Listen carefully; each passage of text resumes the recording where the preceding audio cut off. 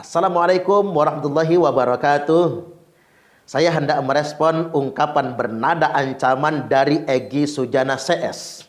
Saya lihat di konten YouTube-nya, dia mengungkapkan, jika tidak dibebaskan, maka kami akan bergerak membela Wawan.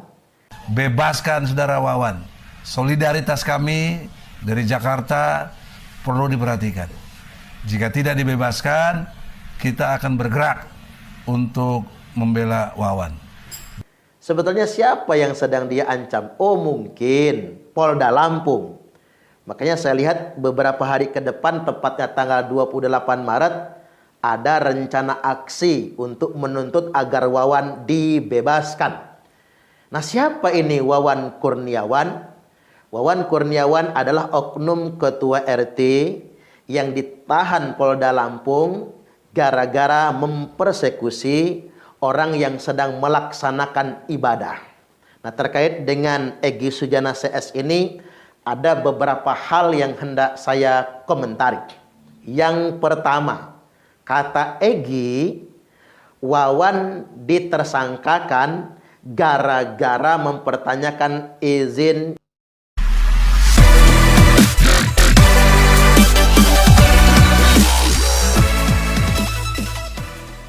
Gereja Kristen Kemah Daud di Raja Basa Jaya.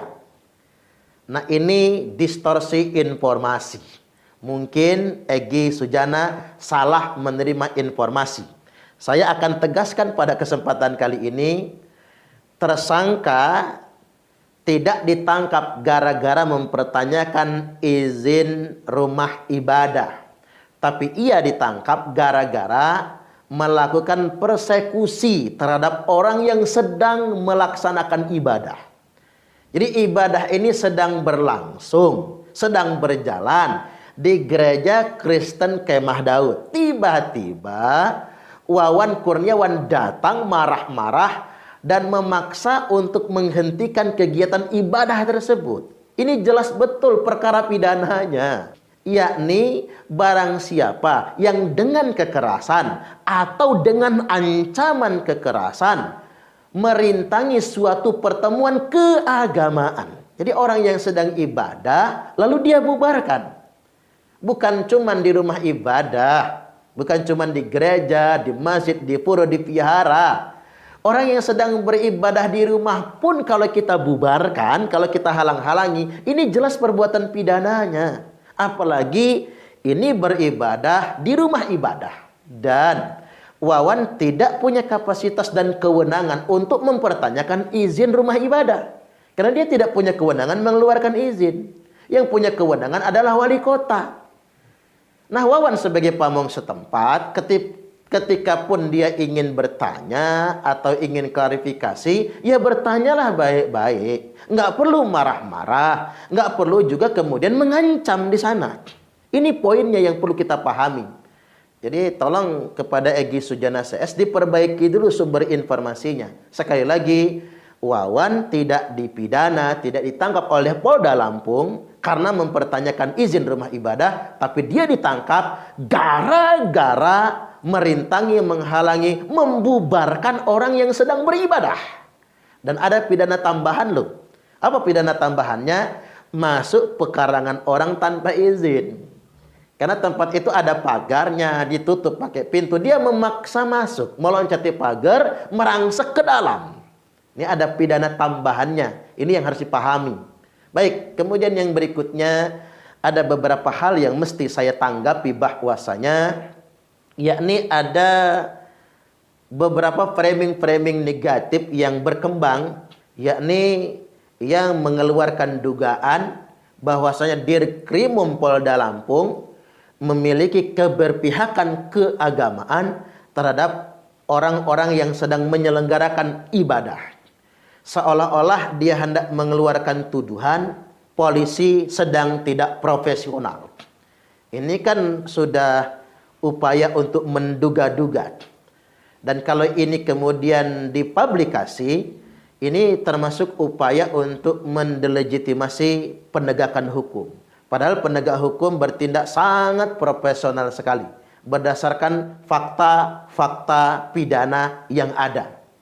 Kemudian mereka mengungkapkan seolah-olah ada stigma kriminalisasi terhadap umat Islam. Ingat, bahasa kriminalisasi itu begini. Orang yang tidak berbuat kriminal lalu dipaksa ditetapkan menjadi pelaku kriminal. Itu yang disebut kriminalisasi secara sederhana.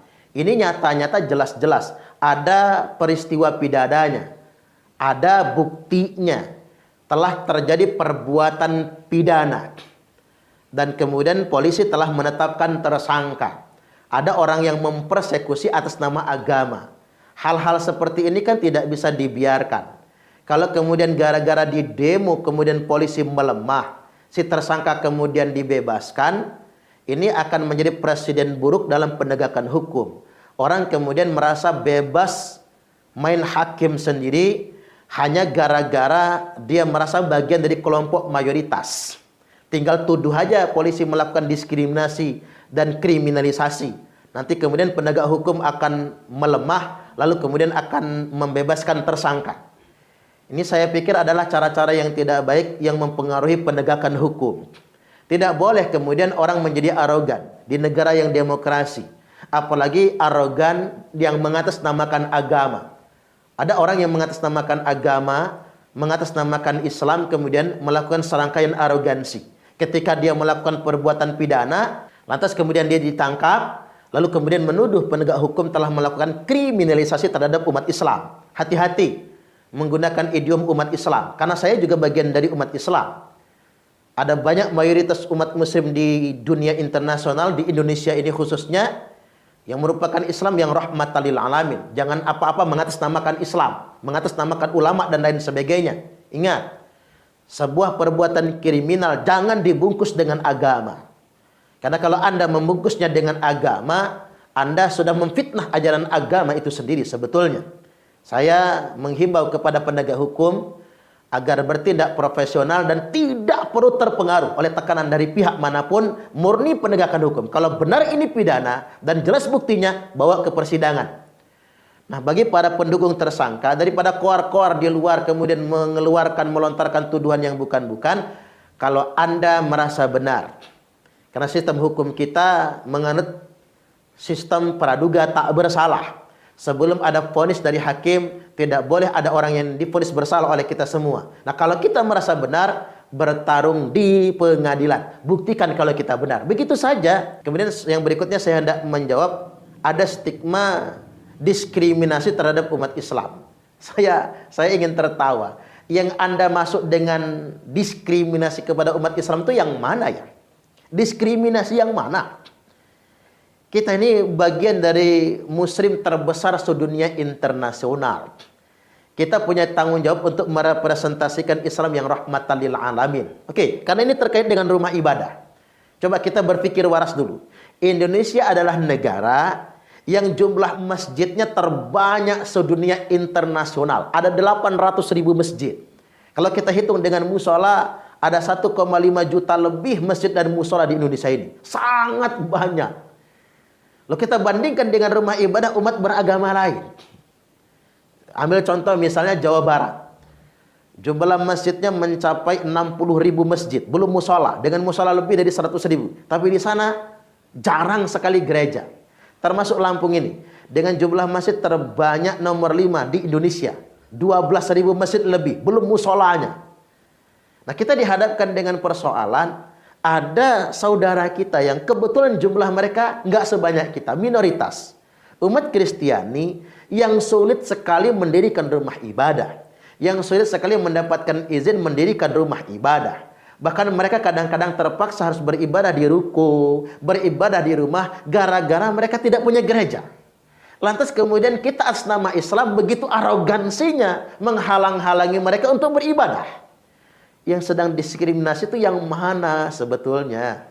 Saya malah daripada kita berpikir negatif ya, berpikir playing victim malahan, lebih baik kita berpikir dewasa dan mawas diri. Kita ini umat muslim yang mayoritas, punya kewajiban untuk ngayomi. Inilah Islam yang rahmatan lil alamin. Wa ma arsalnaka illa rahmatan lil alamin.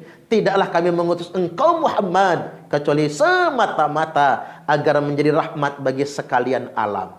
Loh, ngapa kemudian kita masih terganggu dengan umat agama lain? Apa itu Islam yang sesungguhnya? Saya juga heran, kok ada ya orang yang mengatasnamakan Islam tapi mencaci maki agama lain. Kok ada ya orang yang mengatakan membela Islam tapi alergi terhadap agama lain. Ini Islam macam apa sebetulnya? Padahal kita diajari tentang Islam yang rahmatan lil alamin. Jadi benar ungkapan yang mengatakan al-Islamu mahjubun bil muslimin. Islam itu, keagungan dan kemuliaan Islam itu tertutupi oleh arogansi sebagian dari kaum muslimin. Jadi alih-alih kita berpikir yang negatif, menuduh pemerintah yang bukan-bukan, ayo kita, mayoritas kaum muslimin yang ada di Indonesia, kita merepresentasikan Islam yang sesungguhnya. Innallaha jamilun yuhibbul jamal. Sesungguhnya Allah itu indah dan Allah suka dengan yang indah-indah. Mari kita berislam dengan Islam yang indah. Dua pesan saya pada kesempatan kali ini. Yang pertama, kepada pemerintah, hendaklah bertindak adil dan profesional. Enggak usah takut dengan tekanan pihak manapun untuk memberikan izin terhadap rumah ibadah umat beragama lain.